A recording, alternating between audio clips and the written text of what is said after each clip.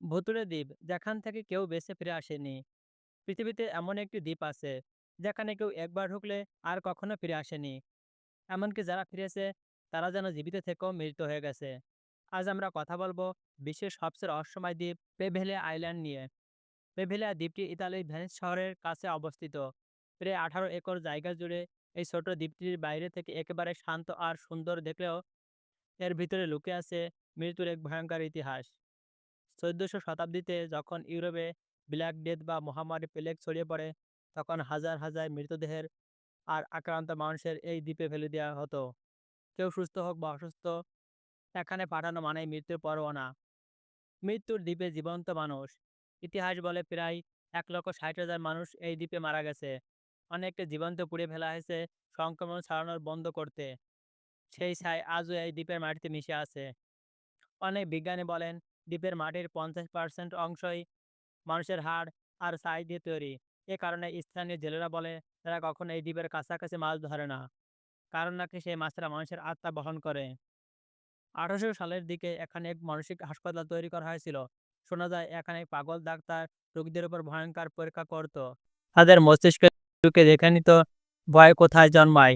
শেষমেশ সেই ডাক্তার নিজেই নাকি দ্বীপের টাওয়ার থেকে ঝাঁপ দিয়ে আত্মহত্যা করে মারা যায়। কিন্তু স্থানীয়রা বলেন তার আত্মা আজও রাতে টাওয়ারের ঘন্টা বাজায়। 1960 সালের পর থেকে এই দ্বীপ সম্পূর্ণ নিষিদ্ধ ঘোষণা করা হয়।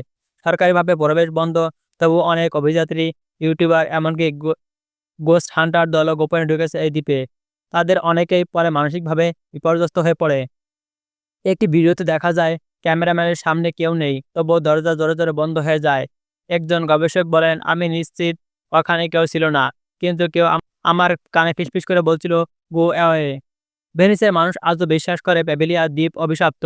রাতে দূর থেকে দেখা যায় ধোঁয়া, শোনা যায় অদ্ভুত কান্নার শব্দ। কেউ বলে মৃত আত্মারা এখনো তাদের শেষ মুক্তির অপেক্ষায় আছে। 2014 সালে এক ধনী ব্যবসায়ী দ্বীপটি কিনেছিল রিসোর্ট বানানোর জন্য, কিন্তু নির্মাণ শুরু হতে পুরো দল ভয় পেয়ে পালিয়ে যায় সেখান থেকে। তারা বলে রাতে পুরো জায়গাটা কাঁপছিল আর দেয়ালের থেকে শব্দ আসছিল, লিভ আস অ্যালোন।